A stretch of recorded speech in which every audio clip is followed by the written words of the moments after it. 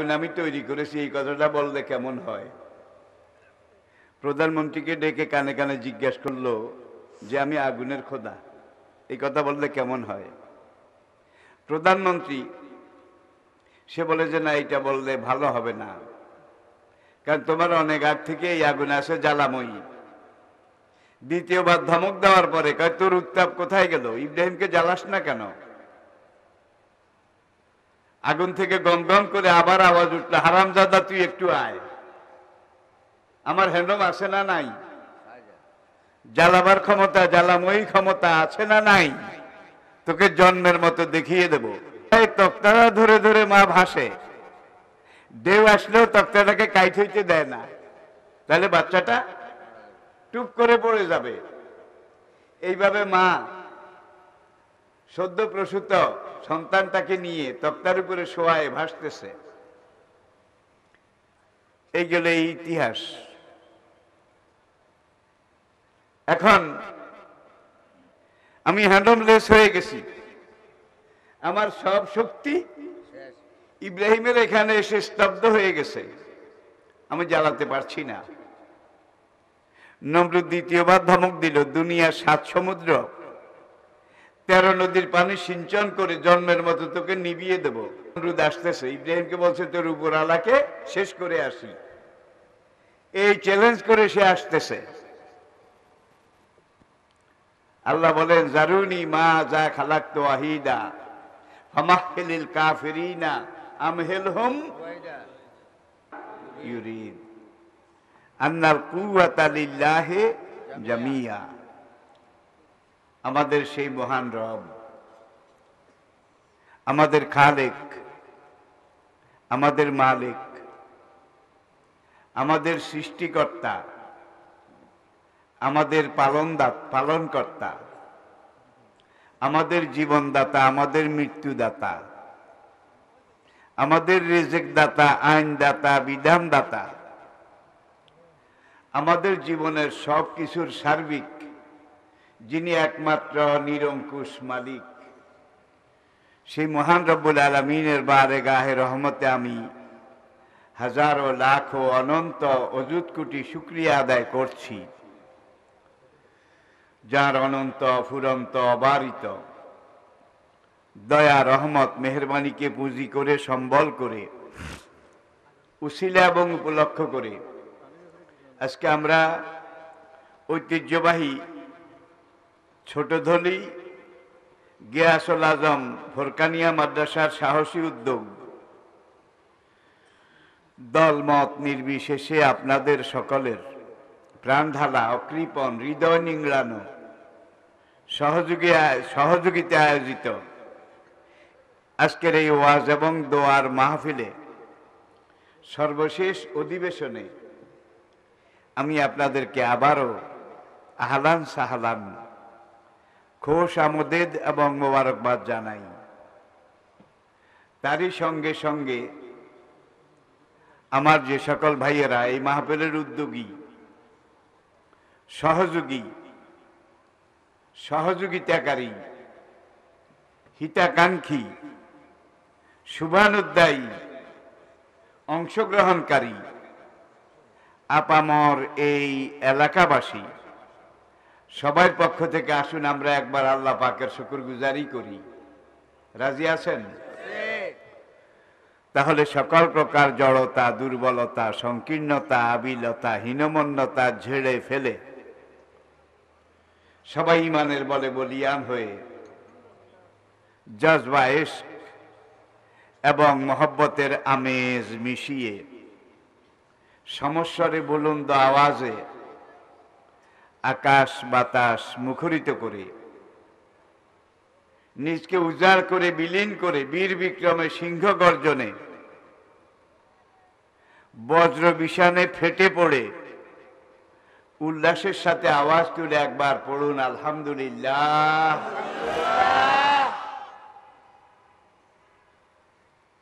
আমি আসলে ডক্টর না, এই ভুলটা ক্যান্সারের মতো শুধু বাংলাদেশে না, সে আমেরিকা, ব্রিটেন, ফ্রান্স, জার্মানি এই করোনার আগে বিশ্বের পূর্ব belt, Malaysia, Singapore, south Korea, Japan, এই দেশগুলো আমি যখন সফর করছিলাম তারা অনেকে ডক্টর লাগিয়েছে।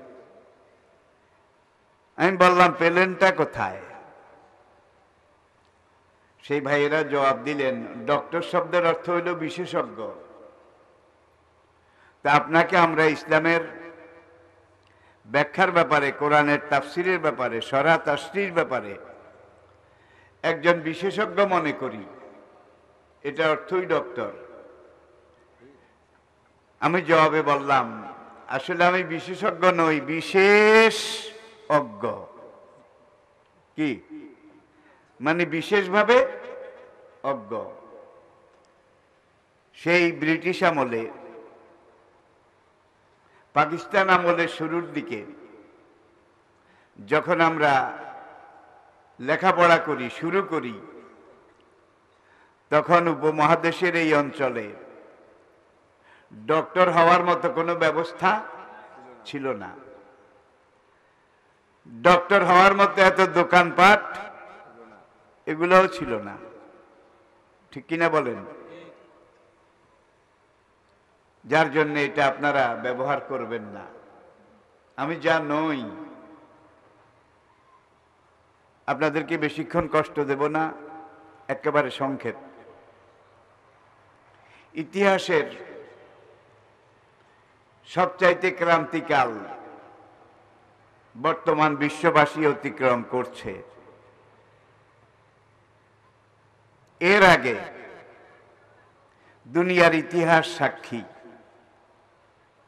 আদম আলাইহিসসালামের পরে আদম আলাইহিসসালামের 10th জেনারেশন, 10ম প্রজন্ম, মানে 10 নম্বর পারস্পরিক বংশ পরম্পরায় যিনি উলুল আজম পয়গম্বর ছিলেন, সাইয়েদনা নূহ আলাইহিসসালাম। নূহ আলাইহিসসালামের জমানায় মানুষ যখন মহান রবের হুদুদুল্লাহ, শরীয়ত সীমারেখা, এটা অমান্য করেছিল, আল্লাহ পাইকারি অপারেশন করেছিলেন। রব্বে লা তাজার আলাল আরদি মিনাল কাফিরিনা দাইয়ারা, এমন ভাবে অপারেশন করেছিলেন, মেজর অপারেশন।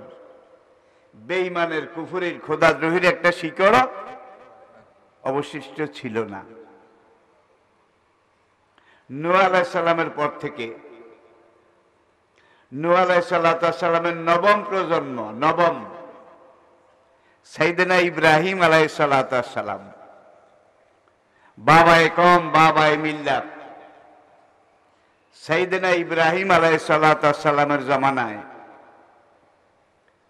ইব্রাহিম আলাইহিস সালামকে দায়ী আল্লাহর দায়িত্ব থেকে ফিরাবার জন্য, তাওহীদ, রিসালাত, আখিরাত, এটা থেকে ফিরাবার জন্য সেই যুগের সবচেয়ে বড় শিখুন্ডি নমরুদ, নামটা আপনারা জানেন। নমরুদ এবং তার লোকজন ইব্রাহিম আলাইহিস সালামকে প্রতিরোধ করেছিল। ঠিক কিনা বলেন? যত রকমের বাধা, প্রতিবন্ধকতা, বৈপরীত্য, সবগুলাকে 2 পায়ে দোলে ইব্রাহিম আলাইহিস সালাম এগিয়ে যাচ্ছিলেন তাওহীদের মশাল নিয়ে, দ্বীনের ঝান্ডা উচ্চে তুলে ধরে। সংঘাত চূড়ান্ত পর্যায়ে পৌঁছল। ইব্রাহিম আলাইহিস সালাম ঈমানের কঠিন পরীক্ষায় এসে উপনীত হলেন, তাকে জ্বলন্ত অগ্নিকুণ্ডে ফেলা হলো। এটাও আপনারা জানেন। এটা হলো আদম আলাইহিস সালামের 19তম প্রজন্ম। কত? 19। নমরুদ একটা টাওয়ার তৈরি করলো, মান মন্দির। সেখানে উঠে সে দেখতেছে ইব্রাহিমের কি অবস্থা। দেখে যে 40 দিন পর্যন্ত দাও দাও আগুন জ্বলছে। অগ্নিকুণ্ড থেকে 4 মাইল দূরে থাকতে হতো, এত ভয়াবহ আগুন। নমরুদ তো মনে করেছিল ইব্রাহিম তো অনেক আগেই জ্বলে পুড়ে ছারখার হয়ে গেছে। টাওয়ারে উঠে নজর করলো, নমরুদ দেখতে পেল জ্বলন্ত আগুন সমুদ্রে জান্নাতের ফুলের বাগান, ফলের বাগান, জান্নাতের সলিল সুধা প্রবাহিত হচ্ছে। আর আল্লাহ নবী ইব্রাহিম আলাইহিস সালাম সে অগ্নিকুণ্ডের ভিতরে এই ফুলের গাছের নিচে বসে বসে একটাই জিকির করতেছেন, সুব্বুহুন কুদ্দুসুন রাব্বুনা ওয়া রাব্বুল মালায়েকাতে ওয়ার রূহ। নমরুদ আবির্ভূত, কিং কর্তব্য বিমূঢ় হয়ে গেল। এখান থেকে চিৎকার দিয়ে বলে, কিরে নাস্তিক ইব্রাহিম, তুই আগুনে পুড়ে যাস না কেন? তোকে কে রক্ষা করেছে? করছে। ইব্রাহিম ছোট্ট করেই বললেন, আমার উপরওয়ালা। কি? আমার উপরওয়ালা। নমরুদ ভাবলো ওর উপরওয়ালাকে নিয়েই তো ওর সাথে আমার ঝগড়া। আমি নিজে বলি যে আনা রাব্বুকুমুল আলা, আই এম দা উপরওয়ালা, দি গ্রেট। আমি সবচেয়ে বড় উপরওয়ালা, আমার উপরে আর কেউ। হত ছাড়াটাকে আগুনে ফেললাম, দাও দাও আগুন জ্বলছে, এখনো সে বলে তার উপরওয়ালা। ইব্রাহিমকে তো হেদায়েত করা গেল না, আমার পথে আনা সম্ভব হলো না। আগুনকে ধমক দেয় নমরুদ, ওরে আগুন, যে নাস্তিক মোরতাদ ইব্রাহিমকে আমাকে খোদা না মানার অপরাধে তোর পেটের ভিতরে আমি নিক্ষেপ করেছি, তুই ইব্রাহিমকে জ্বালাস না কেন? গম গম করে আওয়াজ উঠলো, হ্যান্ডম নাই, হ্যান্ডম। আমি হ্যান্ডমলেস হয়ে গেছি, আমার সব শক্তি ইব্রাহিমের এখানে এসে স্তব্ধ হয়ে গেছে, আমি জ্বালাতে পারছি না। নমরুদ দ্বিতীয়বার ধমক দিল, দুনিয়ার 7 সমুদ্র 13 নদীর পানি সিঞ্চন করে জন্মের মতো তোকে নিভিয়ে দেব, তাড়াতাড়ি ইব্রাহিমকে জ্বালা, তোকে শেষবারের মতো বলছি। আগুন এইবার জবাব দিল, তুমি যতই বলো আমি আগুন তোমার কথা মানি না, তোমাকে চিনি না, আমাকে যিনি তৈরি করেছেন একমাত্র তার কথা জানি, তাকে মানি, তার হুকুম মানি, এছাড়া আমি কাউকে মানি না। নমরুদ চিন্তা করলো, তাইলে আগুন আমি তৈরি করেছি, এই কথাটা বললে কেমন হয়? প্রধানমন্ত্রীকে ডেকে কানে কানে জিজ্ঞেস করলো যে আমি আগুনের খোদা, এই কথা বললে কেমন হয়? প্রধানমন্ত্রী সে বলে যে না, এটা বললে ভালো হবে না, কারণ তোমার অনেক আগ থেকে এই আগুন আসে জ্বালাময়ী। দ্বিতীয়বার ধমক দেওয়ার পরে কয়, তোর উত্তাপ কোথায় গেল? ইব্রাহিমকে জ্বালাস না কেন? আগুন থেকে গম গম করে আবার আওয়াজ উঠলো, হারামজাদা তুই একটু আয়, আমার হ্যান্ডম আছে না নাই? জ্বালাবার ক্ষমতা, জ্বালাময়ী ক্ষমতা আছে না নাই? তোকে জন্মের মতো দেখিয়ে দেব। আগুনের সাথে এইভাবে বাগবিতণ্ডা করে। ইব্রাহিম আল্লাহর নির্দেশে আসতে বের হয়ে নমরুদের রাজধানী বালাখানার সামনে গিয়ে দাঁড়িয়েছে। পড়েন আলহামদুলিল্লাহ। নমরুদ যখন তাকিয়ে দেখলে ইব্রাহিম অগ্নিকুণ্ডে নাই, তাড়াতাড়ি নামছে টাওয়ার থেকে, নেমে এখানে এসে বলে যে কিরে নাস্তিক, তোরে কে বাসাইছে? ইব্রাহিম এবারও বললেন আমার উপর আলা। স্টপ স্টপ, থাম, তোর উপর আলার এই গর্ব, এটাকে আমি শেষ করে দিচ্ছি চিরজীবনের জন্য। উপর আলা এই কথা যেন তুই আর বলতে না পারিস। এবার সে তার লোকজনকে বলল যে আমার জন্য একটা এই সোনার কুরসি বহন করার জন্য 4টা পোষা ঈগল পাখি নিয়ে আসো, পোষা ঈগল, স্বর্ণ ঈগল। সে কুরসিতে বসলো আর তার চেয়ারটা 4টা ঈগল পাখির পায়ের সাথে বাঁধা হলো। প্রশিক্ষণ দেওয়া পোষা ঈগল তাকে উপরের দিকে উড়ালো। উঠছে উঠছে, যাচ্ছে যাচ্ছে, দূর, বহু দূর, এখন আর দেখা যায় না, এত দূরে। মালায়েকাতুল মুকাররাবিন, আল্লাহ পাকের যে সকল ফেরেশতারা আরশ বহন করে আছেন, তারা বললেন, ইয়া রব, ওগো রব্বুল আলামিন, এতদিন ইব্রাহিমের পালা ছিল, আজকে তোমার পালা। তোমাকে শেষ করার জন্য নমরুদ আসতেছে। ইব্রাহিমকে বলছে, তোর উপর আলাকে শেষ করে আসি, এই চ্যালেঞ্জ করে সে আসতেছে। আল্লাহ বলেন, জারুনি মা যা খালাকতু ওয়াহিদা ফামাহহিলিল কাফিরিনা আমহিলহুম। আসতে দাও, আসতে দাও, আরো আসুক। এই যাওয়া কি কোনোদিন শেষ হবে? কিয়ামত পর্যন্ত গেলেও বোধহয় নাগাল পাওয়া যাবে। আল্লাহ রাব্বুল আলামিন জিবরাইলকে ডাকলেন, ইযহাব ইয়া জিবরাইল, জিবরাইল তাড়াতাড়ি যাও, সে আমাকে মারার জন্য একটা তীর এইভাবে মারতেছে। সে যখন তীরটা শূন্যের দিকে মারবে, তুমি গিয়ে তীরের এক বিগত ফলার মধ্যে টাটকা রক্ত মেখে দাও, ফলার মধ্যে টাটকা। জিবরাইল বলে, ইয়া রব, ওগো রব্বুল আলামিন, তীরের ফলার মধ্যে টাটকা রক্ত মাখলে কি হবে? রব্বুল আলামিন বলে, বেচারা বড় আশা করে আসতেছে, আমি তো কোনোদিন কারো আশা নিরাশ করি না, নষ্ট হতে দেই না। রক্ত যদি লাগায় দাও, সে মনে করবে অপারেশন সাকসেসফুল।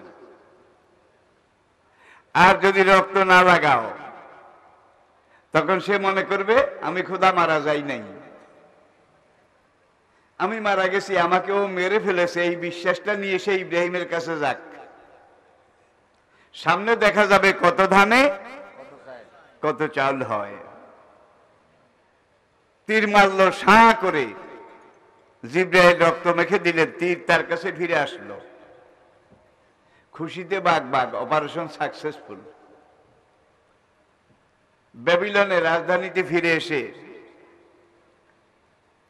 মন্ত্রীবর্গ, উপদেষ্টা সবাই পরিবেষ্টিত, নমরুদ সেখানে নেমে কয়, ইব্রাহিমকে আনো, বন্দি বন্দি। আবারও ইব্রাহিমকে আনার পরে কয়, তোর উপর আলাকে শেষ করে এসেছি, দেখছিস কদ্দুর ঢুকছে রক্ত। ইব্রাহিমকে রব্বুল আলামিন, বদমাশটার সাথে এমনি আমি পারি না, কুলিয়ে উঠি না, তুমি আবার ডকুমেন্ট দিয়ে দিলা যে তুমি মারা গেছ, এখন তো আমার অবস্থা আরো কাহিল করবে। যুগে যুগে আমরা নমরুদকে দেখেছি, সাদ্দাতকে দেখেছি। সাদ্দাতের ঘটনাটা বোধহয় আপনারা জানেন। সাগরের মাঝখান দিয়ে একটা জাহাজ যাচ্ছিল, তখনকার জাহাজ ছিল কাঠের তৈরি, ইঞ্জিন ছিল না, বাদামে পালে চলতো। সাগরের মাঝখানে ভয়াবহ ঝড় তুফান, এটা শুরু হয়ে জাহাজটা দুই ভাগ হয়ে গেল। ঢেউয়ের আষাঢ়ে অমগ্রতাপ উন্মত্ত ভীষণ তরঙ্গাভিঘাতে তক্তাগুলো একটা আরেকটা থেকে খসে গেল, আলাদা হয়ে গেল, জাহাজের লোকজন সব মারা গেল। একটা মহিলা, সে এই ডুবে যাওয়ার আগে আগে একটা পুত্র সন্তান প্রসব করেছিল। মহিলা একটা তক্তা ধরে ভাসতেছিল। বাচ্চাটা যখন প্রসব হলো, মা বাচ্চাটাকে বাঁচাবার জন্য দুই হাতে ধরে তক্তার উপরে শোয়ায় রাখলো। শোয়ায় তক্তাটা ধরে ধরে মা ভাসে, ঢেউ আসলেও তক্তাটাকে কাইট হইতে দেয় না, তাহলে বাচ্চাটা টুপ করে পড়ে যাবে। এইভাবে মা সদ্য প্রসূত সন্তানটাকে নিয়ে তক্তার উপরে শোয়ায় ভাসতেছে। এই গেল এই ইতিহাস। এখন আল্লাহ রাসূল মালিকুল মউত আজরাইল আলাইহিস সালামকে একবার জিজ্ঞাসা করেছিলেন, তুমি এত শক্ত, এত পাষাণ, এত কঠিন কি করে হইলা? মালিকুল মউতকে আমারে বানাইছি সেই জিনিস দিয়া, দয়া মায়া মহব্বত এটা আমার নিদানে নাই, পাঁজিতে নাই, পুঁথিতে নাই, বালামে নাই। আমার জীবনের সবকিছু হলো কঠোর, নিষ্ঠুর, নির্দয়। এখন কয় তুমি আমার জান কবজ করতে আসছো নাকি?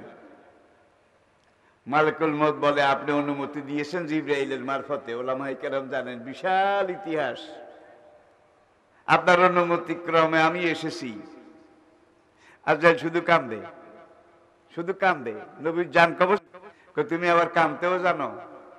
আসলে বেশি জানি না। আজকে এই আপনার এই অবস্থায় আমার কান্না এসে গেছে। কার কোন দিন কেঁদেছ? এর আগে আমি 2 বার কেঁদেছি। কয়বার? 2 বার। প্রথমবার কোন সময়? ওই যে একদিন, আজ থেকে প্রায় 1000 বছর আগে, অমুক সাগরের মাঝখানে একটা তক্তা ভাসতেছিল। তক্তার উপরে একটা সদ্য প্রসূত বাচ্চা শোয়ায় রেখে মা তক্তাটাকে এইভাবে ধরে রাখছিল, ঢেউয়ে যেন কাত হয়ে বাচ্চাটা পড়ে না যায়, ডুবে না যায়। এই সময় আল্লাহ আমাকে নির্দেশ দিলেন এই মায়ের জানটা কবজ করো। কোন মায়ের? তক্তা ধরা মায়ের। আমি সেখানে গেলাম, দেখি যে আহারে জনম দুঃখিনী মা, নিজে ডুবে যাবে, মরে যাবে, চিন্তা নাই, বাচ্চাটাকে বাঁচাবার জন্য তক্তা ধরে ভাসে। এই সময় আল্লাহ আমাকে বলছেন এই মাটার জান কবজ করো। মায়ের জান কবজ করা মানি মা ছেলে 2টা, দেব আসবে, তক্তা কাত হবে, বাচ্চাটাও ডুবে মরবে। আমার এত খারাপ লেগেছিল, সেদিন আমি কেঁদেছিলাম আর আজকে কাঁদলাম। তার আগে 2 বারের একবার ওই মায়ের জান কবজ করতে কেঁদেছিলে। আর কোন বার? সাদ্দাত বেচারা এত কষ্ট করে যুগের পর যুগ কত মায়ের কোল খালি করেছে, কত বাগ বাগান উজাড় করেছে, তার বেহেশত সাজিয়েছে। যুগের পর যুগ সেখানে শ্রম দিয়েছে, পয়সা দিয়েছে। ষোড়শী, তরুণী, তন্নি, সুন্দরী মেয়েদেরকে এনে বেহেশতের হুর বানিয়েছে। আপনারা জানেন, অল্প বয়স্ক কিশোর তরুণ তাদেরকে এনে গেলমান বানিয়েছে। মানুষের ফলের বাগান, ফুলের বাগান উজাড় করে তার বেহেশতে লাগিয়েছে। সাদ্দাতের বেহেশত জানেন সবাই, আমি শুধু মনে করাই দেই। দীর্ঘ বর্ণনায় কম বেশি আছে, প্রায় 1.5 থেকে 2 যুগ পর্যন্ত এটা তৈরি করার পরে যখন পরিপূর্ণ হলো, আগামীকাল সে বিচারের আসনে বসবে। সাদ্দাতকে যে খোদা মানবে তাকে এই বেহেশতে দেবে, আর যে মানবে না তাকে অপর পাশে আবার দোজখ, সেখানে দেবে। আগামীকাল উদ্বোধন হবে, বেহেশত উদ্বোধন, দোজখ উদ্বোধন। সাদ্দাত বলল আচ্ছা ঠিক আছে, উদ্বোধনের আগে আমি বেহেশতটা একটু ঘুরে দেখি। ঘোড়ায় চড়ে তার বেহেশতের স্বর্ণের কপাট, স্বর্ণের দরজার সামনে এসে সে ঘোড়ার পিঠ থেকে নেমেছে। একটা পা জমিনে দিয়েছে, আর একটা পা এখনো ঘোড়ার লাগামের ভিতরে পরানো।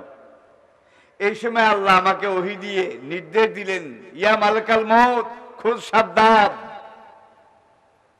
এক পা ঘোড়ার লাগামের উপরে, আরেক পা বেহেশতের দিকে বাড়িয়েছে জান্নাতে যাওয়ার জন্য, তার নিজের তৈরি বেহেশত।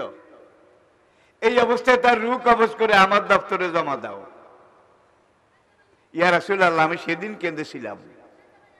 এত কষ্ট করলো, এত শ্রম ঢাললো, এত কিছু করলো। কথায় বলে এক দুঃখ যায় খাইলে, আরেক দুঃখ যায় চাইলে। বেচারা একটু যদি দেখতে পাইতো তাহলে এত দুঃখ লাগতো না। ওর জন্য আমারও খুব খারাপ লাগলো। আল্লাহ তখন মালাকুল মউতকে জিজ্ঞাসা করে, মা ইয়াবকি কা ইয়া মালাকাল মউত, আজরাইল কান্দো কা? কাহারে এত কষ্ট করেছে, এত কিছু করেছে, একটা নজর দেখার সুযোগটা দিলে মনে হয় ভালো হইতো। আল্লাহ কয়, এর আগে কোনোদিন তুমি কাঁদছিলা কিনা? প্রায় 1000 খানিক বছর আগে। কোন দিন কেঁদেছিলে? অমুক সাগরের অমক প্রতাপ উন্মত্ত ভূষণ ঢেউ তরঙ্গ মৌজনকা জোলালে পাহাড়ের মতো ঢেউ, সেখানে একটা তক্তার উপরে একজন মা সে বাচ্চাটাকে তক্তার উপরে শোয়ায় যখন ভাসতেছিল 1000 বছর আগে, প্রায় 1000 পুরা নয় রাওয়ায়েতে, এই জন্য আমি প্রায় বলতেছি, তখন তুমি আমাকে বলেছিলে যে এই মাটার জান কবজ করো। সেদিন আমার পাষাণ হৃদয় গলে গিয়েছিল, আহারে এই মুহূর্তে মায়ের জান কবজ করা মানি মা এবং সা দুইটা একত্রে শেষ। আমি সেদিন খুব কেঁদেছিলাম। আল্লাহকে মনে আছে, কয় সেই একদিন কাঁদছিলাম আর আজকে একদিন কান্দি। সাদ্দাদের জান কবজ যদি একটু সময় দিতে বেচারা একটু দেখতো। আল্লাহ কয় আমার চাইতে তোমার দরদ বেশি না। প্রায় 1000 বছর আগে সাগরের মাঝে যে মাটার জান কবজ করার জন্য আমি রব্বুল আলামিন তোমাকে হুকুম দিয়েছিলাম, আর তুমি কেঁদেছিলে মায়ের জান কবজ করলে বাচ্চাটা টুক করে পড়ে ডুবে মরে যাবে, এই জন্য তুমি কেঁদেছিলে। তুমি তো মায়ের জান কবজ করে চলে গেছো। আজরাইল বলে হ্যাঁ। কয় তুমি জান নিয়ে চলে গেছো, তোমার ডিউটি শেষ। 1000 পরে আজকে আবার সাদ্দাদের জান কবজ করার সময় তুমি কাঁদছ। তোমাকে আমি জানিয়ে দিচ্ছি, ওই তক্তার উপরে বাচ্চাটাকে আমি রক্ষা করেছি, আমি হেফাজত করেছি, আমি বড় করেছি, আমি কুলের নাগাল পেয়েছি, আমি তাকে ধন সম্পদ রাজত্ব সব দিয়েছি। দেওয়ার পরে আজকে এই বেহেশতের দুয়ারে যার জান কবজ করার জন্য তোমাকে বলেছি, এই লোকটাই কিন্তু ওই সাগরের মাঝখানে তক্তার বাচ্চাটা। আল্লাহু আকবার, কি সাংঘাতিক রে বাবা। সেখান থেকে আল্লাহ তাকে বাঁচাইছে, বড় করেছে, অর্থ সম্পদ রাজত্ব প্রভাব প্রতিপত্তি এগুলো সব দিয়েছে। দেওয়ার পরে সে হারামজাদা আবার কানা রাব্বুকুমুল আলা, আমি তোমাদের সবচেয়ে বড় খোদা। যুগে যুগে এই ধরনের কাজ বোধহয় হয় নাই। জোরে বলেন। যেগুলো আল্লাহর ক্ষমতার অধীনে, সেগুলোকে ফেরাউন চেয়েছিল নিজের অধীনে আনবে, নমরুদ সাদ্দাত চেয়েছিল নিজের অধীনে আনবে, আনতে বোধহয় পেরেছিল। এর আগে আমি বলেছি নূহ আলাইহিস সালামের আমলে প্রথম মেজর অপারেশন আল্লাহ করেছিলেন। সেখান থেকে শুরু করে কাল পরম্পরায়, মানুষ পরম্পরায়, দুনিয়ার বিভিন্ন দেশে বিভিন্ন জমানায় গজব এসেছিল।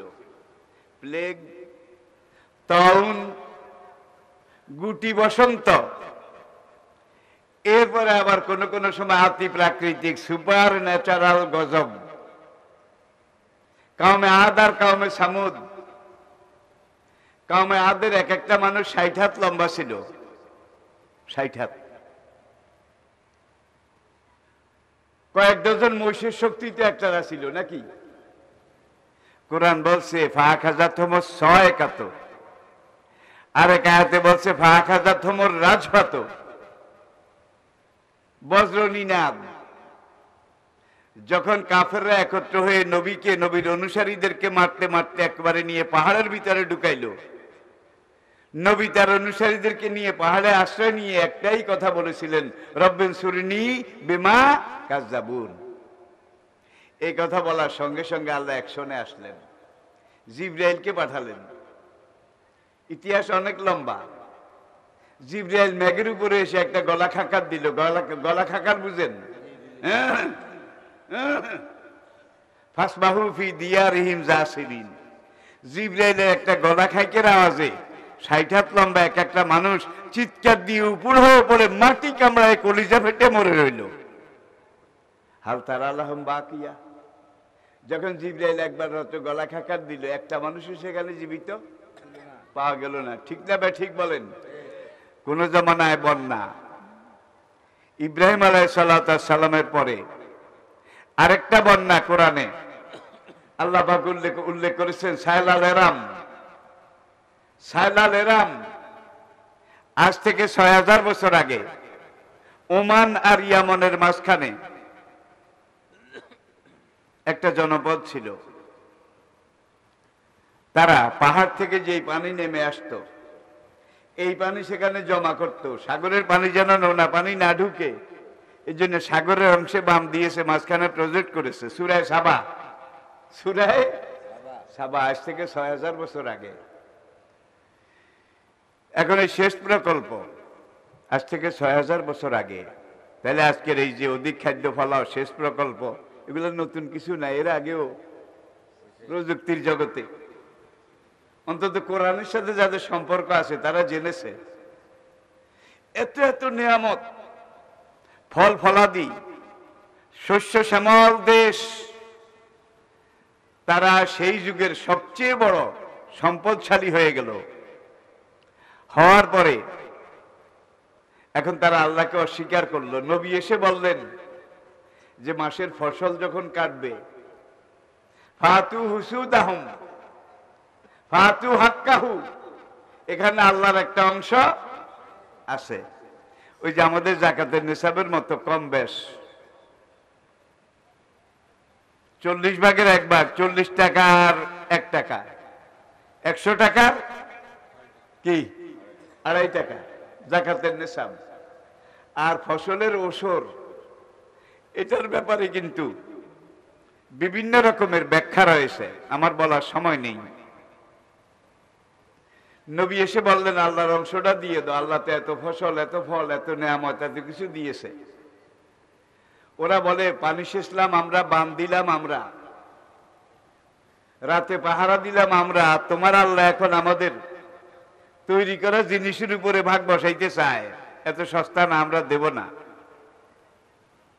বড় কোনো জিনিস না, ইন্দুর, ইন্দুর সাইলাদেরাম। রাত 12টার সময় আল্লাহ ইন্দুরকে, পাহাড়ের ইন্দুরকে বললেন 1 ঘন্টার মধ্যে অপারেশন সাকসেসফুল করবি। পাহাড়ের মতো বান চারিদিকে দিয়েছে, ওদের দেশের শেষ প্রকল্প বানিয়েছে, এমন ভাবে অপারেশন করবি যেন জালের মতো বানটাকে কেটে দিবি, যেন মেরামত করার কোনো কায়দা। তাফসীরে অনেক কথা আছে, ইসরায়েলের আওয়াজ তো আছে, সঙ্গে সঙ্গে ইন্দুর যায় আর বাচ্চা দেয়, যায় আর বাচ্চা দেয়, পটপট করে বাচ্চা বাইরে হয়, সৈন্য সংখ্যা বাড়ে, কারণ অপারেশন বড়, বিশাল পাহাড়ের মতো বাঁধ কাটতে হবে সবেমাত্র 1 ঘন্টা। আল্লাহ পারে নাকি পারে না? হায় হায়। সাইলাদেরাম কাউমে সাবা, বাংলা তাফসীর পড়ে দেখুন। ইন্দুর ঢুকলো, প্রথমে একদিকে আক্রমণ করলো, একদিকে সাগর যেই দিকে, এমন ভাবে কেটে দিল, গড় গড় গড় গড় করে নোনা পানি ঢুকতে লাগলো। ওদের কিছু পাহারা ছিল, চেক পোস্ট ছিল, গেল রে গেল, বাংলো রে বাংলো। দেশবাসীকে বললো সব দক্ষিণ দিকে, সব দক্ষিণ দিকে। ওরা বান্নার মতের জন্য সব দক্ষিণ দিকে গেছে, ইন্দুররা এবার বাকি 3 কিনার ঘুরে এখন দক্ষিণ কিনারে গিয়ে মেরামত করে দিয়ে দেখে চারিদিকে বাঁধ ছুটছে একত্রে। এমন ভাবে ছুটেছে, মাঝখানে পানির গোল্লা মেরে তাদের ক্ষেত, ফসল, বাড়িঘর, গাছপালা সব কিছুকে এইভাবে পানির গোল্লায় নিয়ে সাগরে নিশ্চিহ্ন করে দিয়েছে। আল্লাহ পারে নাকি পারে না? পারে। আগের মানুষের বুদ্ধি টুদ্ধি কম আসিল মনে করিয়েন না।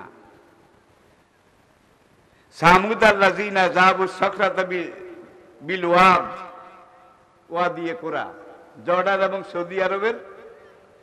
সৌদি আরবের উত্তর, জর্ডানের দক্ষিণ পাহাড়ি এলাকায় কাউমে সামুদ, তারা যে পাহাড় কেটে কেটে বাড়িঘর তৈরি করেছে, এখনো সেগুলো আছে অক্ষত। পাহাড়কে কেটে কেটে ফুল গাছ নকশা, ভিতরের দিকে ইন্দুরের মতো খুঁড়ে খুঁড়ে পাথর বের করে, একটা হইল ওয়েটিং রুম, আরেকটা বেডরুম, আরেকটা গেস্ট রুম, আরেকটা খাস রুম, আরেকটা এই রুম ভিতরে, আবার মাঝখানে পাথর দিয়েই দরজা বানিয়ে সেখানে লাগিয়েছে। আবার পাথরের ভিতরে এমন ভাবে তারা পাইপের মতো কেটেছে, পাথরের ভিতর দিয়ে পাইপ লাইন, প্লাস্টিকের পাইপও ছিল না, লোহার পাইপও ছিল না, পাথর কেটে কেটে পাইপের লাইন বানিয়েছে। আর এই পাথরের মধ্যে 2 রকম পাথর ছিল। এক রকম পাথর কাটার পরে সেখান থেকে গরম পানি আসতো, আরেক রকম পাথর কাটার পরে সেখান থেকে ঠান্ডা পানি আসতো। দেখছেন এয়ার কন্ডিশন। আজকে দুনিয়ার বড় বড় প্রত্নতত্ত্ববিদ, প্রকৌশলী, তারা গিয়ে যখন কাউমে আদ সামুদের এই দালান কোঠা বাড়িঘর শত শত মাইল ব্যাপী, একবারে ওমান থেকে শুরু করে জর্ডানের বর্ডার, এই পুরা পাহাড়ি এলাকাটা কাউমে আদের পাহাড় কাটা বাড়ি ঘর। অতান হেতুন আল জেবালা বুয়ুতা, তারা সেখানে গিয়ে বলে আজ থেকে ৬০০০ বছর আগে সেই বর্বর যুগে কোন ব্লেড দিয়ে কোন কেসি দিয়ে পাথরকে এইভাবে কেটে নকশা করেছে।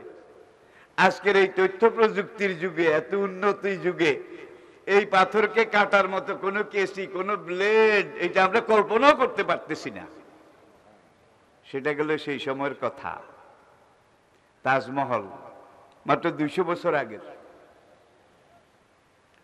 সেখানে যে স্যান্ডস্টোন, একটা পাথর এক রঙের, এটাকে হীরার তৈরি ব্লেড দিয়ে ৩৪ অ্যাঙ্গেল থেকে কেটেছে, পোঁচ দিয়ে কাটছে, পোঁচ এই অ্যাঙ্গেল থেকে, এই অ্যাঙ্গেল থেকে, এই অ্যাঙ্গেল থেকে, এই অ্যাঙ্গেল থেকে, এখান থেকে সবুজ, এদিক থেকে লাল, এই অ্যাঙ্গেলে নীল, এই অ্যাঙ্গেলে কালো, এই অ্যাঙ্গেলে হলদে, মানে এক এক কাটার ভিতর দিয়ে, পাথরটা কিন্তু এক রঙের, কাটার মধ্যে এই বাহাদুরি।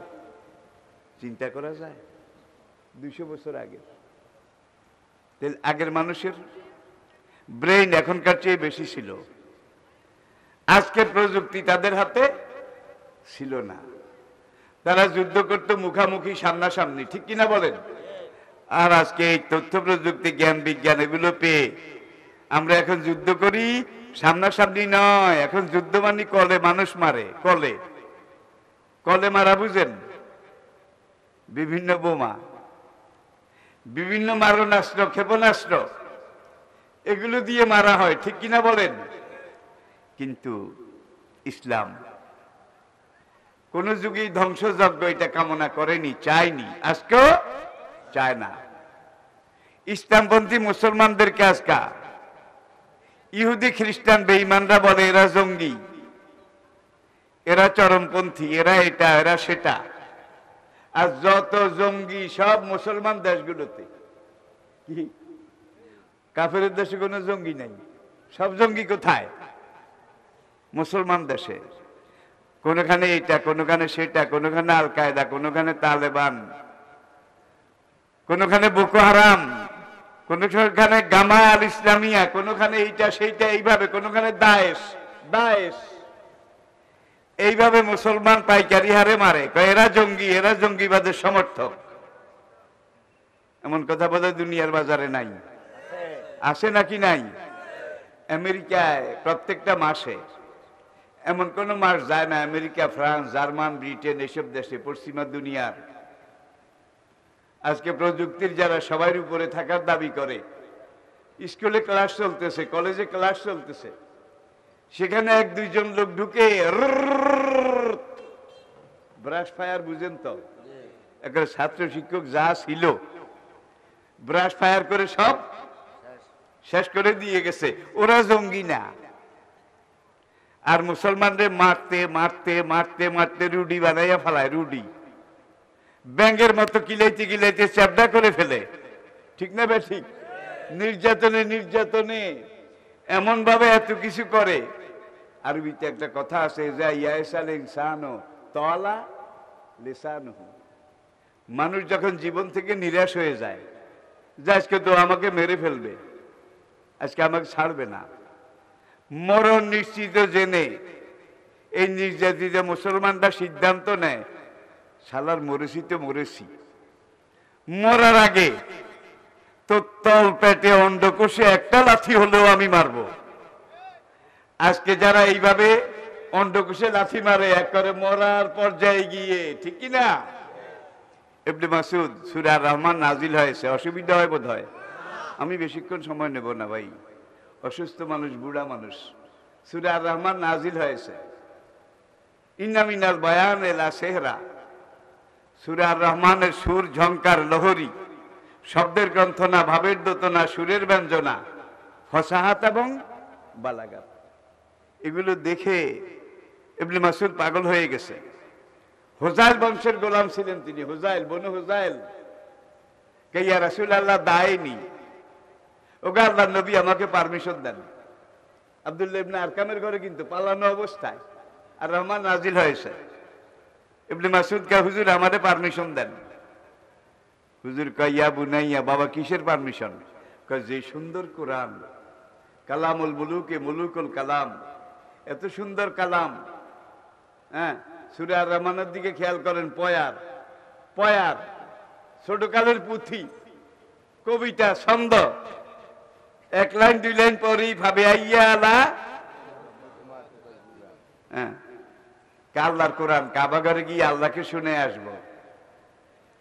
হুজুর বললেন বাবা সময় খারাপ, সেখানে গিয়ে যদি কোরআন তেলাওয়াত করো কাফেররা, আবু জাহেলরা তোমাকে মেরে ফেলবে। ইবনে মাসউদকে, ইয়া রাসূলুল্লাহ যেদিন জন্মগ্রহণ করেছি সেদিন আমি মরে গেছি, আপনি আমাকে পারমিশন দেন, কোরআন শোনাবো, এই জন্য যদি মরে যাই মরে যাইতে রাজি আছি। বলেন আলহামদুলিল্লাহ। আপনি শুধু পারমিশনটা দেন। নবী বললেন ঠিক আছে বাবা, সাহস থাকলে যাও। ইবনে মাসউদ গেলেন।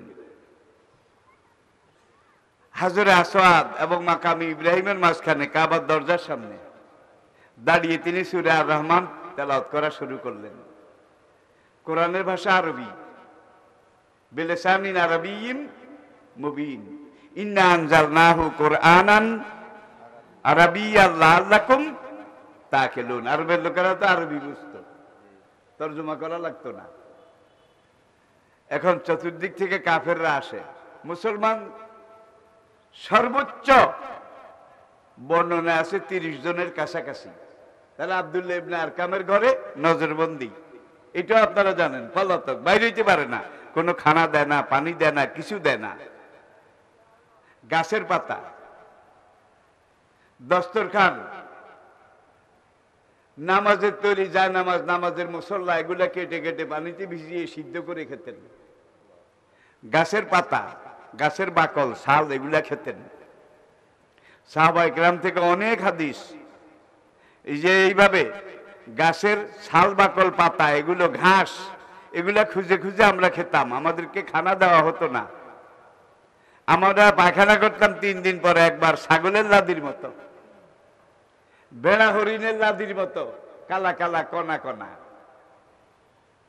ইবনে মাসউদ তেলাওয়াত শুরু করেছেন, চতুর্দিক থেকে কাফেররা আসে। কাবাটা তো হলো central place, nerve central of the world. বালা বালা বালা, হ্যাঁ হ্যাঁ তোমার কথা ঠিক, হ্যাঁ তোমার কথা ঠিক, আরো পড়ো আরো পড়ো। কালামুল মুলুকে মুলুকুল কালাম। কাবার একবারে পূর্ব চত্বর মানুষে ভরে গেছে। আবু জাহেল হারামজাদা আসিল না, আর সব কাফের এখানে। এখন ইবনে মাসউদ তেলাওয়াত করে, ওরা বলে হ্যাঁ হ্যাঁ আরো পড়ো আরো পড়ো, আমাদের ভাল লাগে ভাল লাগে, কত যৌক্তিক, কত সান্দিক, কত কাব্যিক, পড়ো। এখন আবু জাহেলের ছেলে একটা যাইয়া মারোয়া পাহাড়ের পূর্ব দিকে লাগোয়া, এখানে গাজা মার্কেট, বর্তমান গাজা মার্কেট, এখানে আবু জাহেলের বাড়ি, দারুন নদোয়া, তার ঘরের বারান্দা। ইসলামের বিরুদ্ধে যত ষড়যন্ত্র এখানে হতো। সে সেখানে বৈঠকখানে বসে প্যাসের ওক্কা টানে। প্যাসের ওক্কা চিনেন তো? ওক্কাটা ওইখানে, এখানে শুয়ে শুয়ে খায়, রাবারের পাইপ। মক্কা শরীফে আইজো ওক্কা খাওয়ার দোকান আছে। ওক্কা খাওয়ার দোকান বুঝেন কি? সেখানে কুলকি সাজাইয়া দেয়, প্যাসের ওক্কা, এক একজন চেয়ারে বসে বসে এইভাবে গুড়গুড়ি টানে। আবু জাহেল ওক্কা খায়। ওই কাফের যায় একা, নেতাজি আপনি ওক্কা খান, আর এইভাবে হেলান দিয়া বসা। হুজাইলি বংশের গোলাম, গোলামের ছেলে গোলাম ইবনে মাসউদ, আব্দুল্লাহ ইবনে মাসউদ, সে তো কয়েকদিন আগে মুহাম্মদের নতুন দিন গ্রহণ করেছে। এখন সে কাবার সামনে মুহাম্মদের বানানো কোরআন পড়ে, নাউজুবিল্লাহ। ওয়াকুলু নাফতারাহু, ওদের কথাই ছিল বানানো কোরআন। এই যুগে আমাদেরকে বলে বানানো তাফসির, বলে না বোধহয়? তাফসির বোধহয় বানাইয়া কয় কোন হুজুর নাকি? মুহাম্মদের বানানো কোরআন, এটা শুনতে মানুষ জড়ো হয়ে গেছে। সব মানুষ তো মুহাম্মদের পক্ষে চলে যাচ্ছে, আর আপনি ওক্কা খান। শুনে আবু জাহেলের চমক ভাঙলো। সে দারুন নদোয়া থেকে বের হলো। আজকের মতো এই দেওয়াল, এই বিল্ডিং এগুলা ছিল না, খোলা ছিল, কঙ্কর খোলা। সে ঘর থেকে বাইর হয়ে, বন্ড কথা বুঝেন? বন্ড বোড় ছিলেন তো, বোড় বোড়, কাঁসা বোড়, একেবারে মা মাসি কাঁসা বোড় কইতে কইতে কোরআন শুনতে যারা এখানে জড় হয়েছে তাদের মা একেবারে 14 গোষ্ঠী গাদার মতো চিল্লাইয়া বোড় কয়, ওই যা খাসামা হাজারা। এখন একতে আবু জাহেল আরো কয় বোড়, আরো তার টেম্পারেচার সুপারলেটিভ ডিগ্রিতে। মক্কার সাধারণ জনগণ কোরআন শুনতেছিল, তারা দেখলো যে বড় বিপদ, কারে ধরে কারে মারে ঠিক নেই। আবু জাহিল্লা যেভাবে আসতেছে, যে যেদিকে পারছে ভাগছে, সব চলে গেছে। ইবনে মাসউদ এখনো খাড়াই খাড়াই তেলাওয়াত করে, দেখছেন বুকের কলিজা কত বড়। আবু জাহেল আসতেছে, সব পালিয়ে গেছে, কিন্তু ইবনে মাসউদ তেলাওয়াত করে। আবু জাহেল সামনে আসছে, এসে হাত বাড়াইছে মাত্র আব্দুল্লাহ ইবনে মাসউদকে ধরবে, আর গালাগালি করে, অকথ্য অশ্রাব্য কথাবার্তা গালাগালি করে। আবু জেহেল যখন ধরতে যাবে, ইবনে মাসউদ মনে করলেন আজকে তো আর আমার বাঁচাবাঁচি নাই, হারামজাদা তো আমাকে আজকে শেষ করে ফেলবে। যাক, মরেছি তো মরেছি, আল্লাহ যা করে, আজকে আমার জীবনের প্রথম এবং শেষ অ্যাকশন। আবু জেহেলে ধরার আগেই ইবনে মাসউদ খপ করে ডাইন হাতে আবু জাহেলের জামার কলার আর বাম হাতে বিসমিল্লাহির রহমানির রহিম ঠাস, বাম হাতের ঠাস চপটাঘাত। আবার এইটার আগে বিসমিল্লাহির রহমানির রহিম পুরা পড়ছে। মিশরের শ্রেষ্ঠ ঐতিহাসিক ডক্টর তহা হোসেন, তার রচিত আল ওয়াদুল হক মার্কেটে আছে, পড়ে দেখেন। যখন ঠাস করে সোপার তো সোপার, আরো গোলামের সোপার, থাপ্পড় তো থাপ্পড়, গোলামের ছেলে গোলামের থাপ্পড়। সেই দিনকার মক্কায় আবু জাহেলকে থাপ্পড় মারা তো দূরের কথা, একটা আঙ্গুল দেখাবার সাহস মক্কার কোনো মানুষের ছিল না। সেখানে গোলামের ছেলে গোলামের বাম হাতে থাপ্পড়, আরো বিসমিল্লাহ। যখন থাপ্পড় ঠাস করে মেরেছে, আবু জাহেল তাড়াতাড়ি ইবনে মাসউদের জামা ছেড়ে দিয়েছে, ছেড়ে দিয়ে এখন কেউ দেখলো টেকলো নাকি, this is his Prestige issue, তার মান ইজ্জতের ব্যাপার। থাপ্পড় দিয়েছে বড় কথা না, ইজ্জত তো গেল। ইবনে মাসউদ দেখলেন সে তো এখন একটু বেবলার মতো এইদিক ওদিক চায়, দিশে দৌড়, ল্যাংড়ায় লাফায়াত দৌড়ায়, ল্যাংড়ায় লাফায়াত দৌড়ায়। ল্যাংড়া কেন? এর আগে একদিন কাবার এখানে চত্বরে দাঁড়িয়ে ইবনে মাসউদ যখন মক্কার কিছু লোককে ইসলাম বুঝাইতেছিলেন, আবু জেহেল এসে এমন জোরে ধাক্কা মেরেছে, কাবার চৌকাঠের উপরে পড়ে ডাইন পায়ের এই নলা এটা ভেঙ্গে দুই অর্ধেক হয়ে গেছিল। খোঁড়াইয়া খোঁড়াইয়া হাঁটতো। ফাকিহাতুন নাখলু জাতুল আকমাম অল হাব্বুজুল আসফে অর রায়হান, এই আয়াত যখন নাজিল হলো ইবনে মাসউদ কাঁদে। হুজুর ইরশাদ করলেন, মা ইয়াবকিকা ইয়া বুনাইয়া, কয় বাবা কাঁদো কেন? হুজুর যে আঙ্গুর গাছ, আপেল গাছ, আখরোট গাছ, বেদানা গাছ, যে ফলের কথা বললেন আর যে গাছের কথা বললেন, এত বিশাল বিশাল গাছ হবে, ও জারাবিউ মাফসুসা। এই আয়াতের তাফসীরটা দেখেন, একটা গাছের ছায়া পার হইতে আরবের সবচাইতে দ্রুতগামী ঘোড়ার 70,000 বছর লাগবে। এরকম গাছ হাসরের দিন যাই, বেহেশতের কোনো বেহেশতের ডিভিশন থাকবে না, কোনো কিচ্ছু থাকবে না। গ্রেস টেরেস খাইয়া কোন রকম তাই পাস, কোন রকম বেহেশতে গেছে, থার্ড ক্লাস বেহেশতি, তার বেহেশতের সামনে এমন গাছ 70,000 হবে। ইবনে মাসউদ কান্দে, কয় হুজুর যে গাছের কথা কইছেন ছায়া এত বড়, এই গাছে উঠে আঙ্গুর বেদানা আপেল এগুলা পেড়ে খাওয়া আমি ল্যাংড়ার কাম না। ঠ্যাং তো ভাঙ্গা ভালাইছে।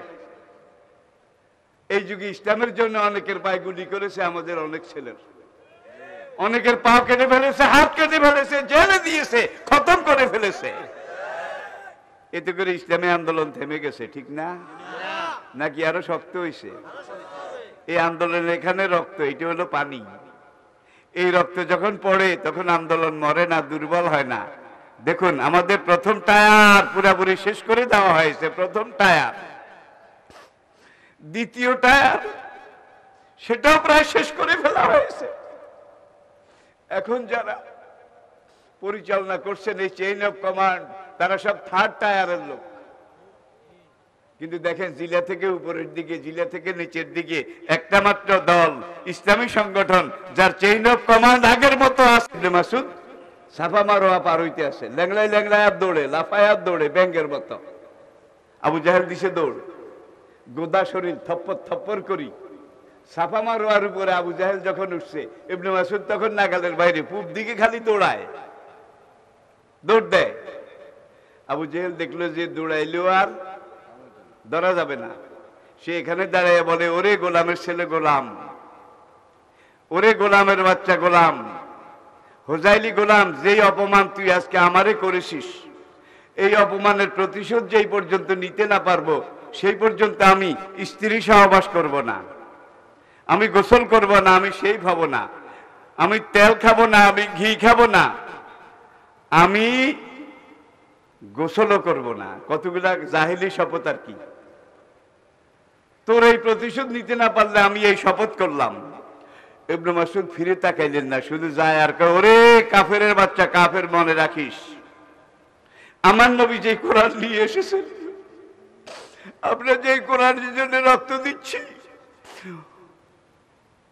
আমাদের রক্তের দরিয়া বয়ে যাচ্ছে, ওরে বেঈমানের বাচ্চা কাফের, তুই মনে রাখিস আমি ইবনে মাসউদ একদিন তোর আজরাইল হতে পারি।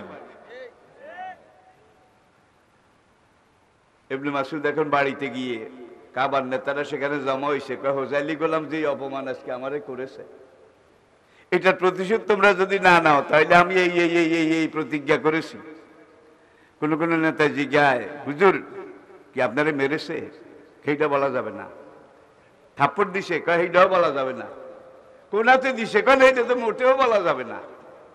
বেজ্জতির একেবারে শেষ সীমানা। ইবনে মাসউদ ওই ঘুরা পথে গিয়ে আব্দুল্লাহ ইবনে আরকামের ঘরটা কিন্তু সাফা পাহাড়ের লাগোয়া পশ্চিম পাশে এখানে ছিল। এখানে এসে নবীজির কয়, ইয়া রাসূলুল্লাহ, হুজুর আমার একটা ঘোড়া দেন। ঘোড়া? হুজুর কয় ঘোড়া দিয়ে হবে এটা কি? কয় কাম তো বাজাইছি। কয় কি? কয় আমি কোরআন তেলাওয়াত করতেছিলাম, আবু জাহেল হারামজাদা এসে যখন আমাকে মেরে ফেলবে, যখন দেখলাম মেরেই ফেলবে, তখন আমি ঠাস করে বিসমিল্লাহ পড়ে দিছি। কয় খাইছ? একে তো ঘর থেকে বাইরে হওয়া যায় না, কথা কোয়া যায় না, আরো তুই নেতা দিগিরেট তার গালে দিশত তো দিশত বামাতে আরো বিসমিল্লাহ পড়ছ, যেটা শুনলে ওর 14 গোষ্ঠী আটকে উঠে। হুজুর ঘোড়া দেন। কয় কি করবি? আমার কিছু ভাই তো লোহিত সাগরের পশ্চিম পাড়ে চলে গেছে আবিসিনিয়ায়, মক্কায় আর আমার জায়গা নাই, যান বাঁচানোর চেষ্টা করা ফরজ। ওলা তুলকু বিআইদিকুম ইলা তাহলুকাতে, আল্লাহর পক্ষ থেকে আপনিই তো আমাদেরকে শুনিয়েছেন। হুজুর আবু বকরের দিকে তাকাইলেন, আবু বকর সামনে বসা। আবু বকর কা লাব্বাইকা ওয়া সাদাইকা ইয়া রাসূলুল্লাহ, হুজুর আজকে আপনার দরবারে আসার আগে একটা ট্রেন্ড আপ সুশিক্ষিত আরবি ঘোড়া, এটাকে সাজিয়ে লাগাম জিন পোষ লাগিয়ে স্ট্যান্ড টু পজিশনে আমি ঘরের সামনে রেখে এসেছি। হুজুরের কাজকে ঘোড়া এটার দরকার হবে তুমি কেমনে বুঝলা? আজকে ফজরের নামাজ পড়াই আপনি যখন আমাদেরকে বাড়িতে যাওয়ার একবার পারমিশন দিলেন, পরিবারের খোঁজ খবর এগুলো আনো, তখন আমার মনে চাইছিল আজকে ঘোড়া একটা লাগলেও লাগতে পারে। দেখছেন কারবার? এটা হলো ইসলাম, এটা হলো বাস্তবতা। চলে গেছে আবিসিনিয়ায়। মক্কা হিজরত করার পরে, মদিনায় হিজরত করার পরে মক্কা থেকে বেলালের শরীরে চামড়া ছিল না। আল্লাহর কসম, খাব্বাব বিন আরাব তার শরীরে অনেক জায়গায় চামড়া ছিল না, গোশত আগুনে পুড়ে পুড়ে পুড়ে পুড়ে বড় বড় গর্ত, হাড্ডি দেখা যাইত। সাহাবায়ে কেরামের এই জর্জরিত শরীর নিয়ে যখন নবীজি মদিনায় হিজরত করলেন, হিজরত করার পরে ইবনে মাসউদ আর জাফরের নেতৃত্বে আফ্রিকার সেই দল সাহাবাদের, তারাও মদিনায় আসলেন। বদরের যুদ্ধ শুরু হলো। আপনারা জানেন এটা শেষ কথা। বদরের যুদ্ধে আবু জাহেলকে টার্গেট করেছিল আফরাদ দুইটা ছেলে, মাজ এবং মুআব্বাজ। নাম কি? মাজ, মুআব্বাজ, ছোট ছোট একেবারে বাচ্চা। বদরের মাঠে গিয়ে আমির হামজা রাদিয়াল্লাহু তাআলা আনহুকে জিজ্ঞেস করে, চাচা আবু জেহেল কোনটা? হামজা রাদিয়াল্লাহু তাআলা তাকাইয়া কয়, আরে ইন্দুরের বাচ্চা, তোরা আবু জেহেল দিয়ে কি করবি? কয়, না, শুনেছি এই আবু জেহেল নবীকে অনেক কষ্ট দিছে, মুসলমানদেরকে অনেক কষ্ট দিছে, আমরা শপথ করে আসছি আজকে আবু জাহেলের একদিন, না হয় আমাদের দুই ভাইয়ের একদিন। কই যে রেশমের শামিয়ানা টাঙানো, যে ঘোড়াটা সোনার মণি মুক্তার মালা দিয়ে সাজানো, আর মাথায় একটা সোনার পাগড়ি, ওই যে দেখা যায়, ওইটার নাম আবু জাহেল। আবু জাহেল সেখান থেকে যুদ্ধ করতেছে, কমান্ড করতেছে। এখান দিয়ে যে ছোট ছোট বকরির বাচ্চা দুইটা কাছে চলে গেছে। আবু জাহেলের টার্গেট হইল আইনা ওমর, আইনা উসমান, আইনা মাআজ ইবনে জাবাল, আইনা অমুক, আইনা তমুক। সে বড় বড় আদার খোঁজে, কিন্তু ওই যে ছোট বাচ্চা দুইটা আস্তে আস্তে কাছে চলে গেছে। আবু জাহেলের এই দিকে খেয়াল ছিল না। কথায় বলে, পচা শামুকেও পা কাটে।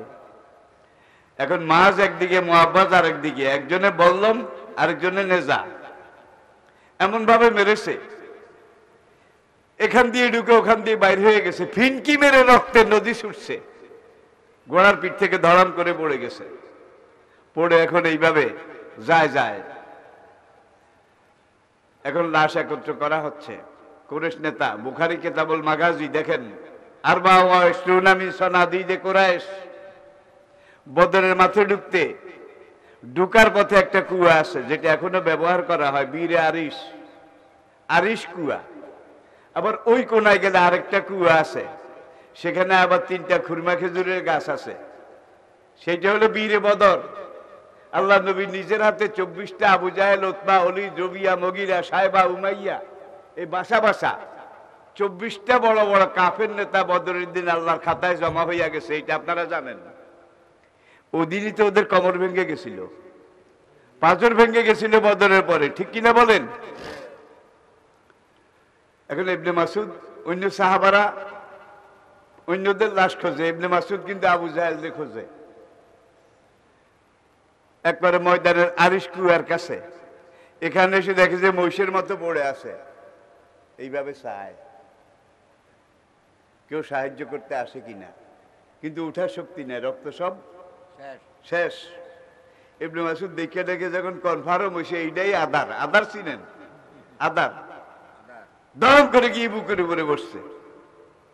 আবু জাহেল চোখটা ঘুরিয়ে করে, তুই সেই হুজাইলি গোলাম, যে অপমান আজ থেকে 13 বছর আগে, দেখেন 13 বছর আগে মক্কাতে তুই আমাকে বাম হাতে ঠাস, আবার বিসমিল্লাহ, আমি সে আজকে 13 বছরের শপথের উপরে আসি, এখনো সেই শপথ পালন করে যাচ্ছি, তুই কি করতে চাস? করে, হারামজাদা, তোর মনে নাই আমি যে বলছিলাম কোরআন সত্য হলে, নবী সত্য হয়ে থাকলে আমি ইবনে মাসউদ তোর আজরাইলও হইতে পারি, এই চ্যালেঞ্জ দিয়ে আমি মক্কা থেকে হিজরত করেছিলাম, তোর মনে নাই? এখন তোর কল্লা কাটবো। আবু জাহেলকে কাটবি তো কাটবি, আজকে তো আর আমার বাসা নাই, একটু বড় করে কাটিস, বড় করে। ইবনে মাসউদকে বড় করে কেটে কি হবে?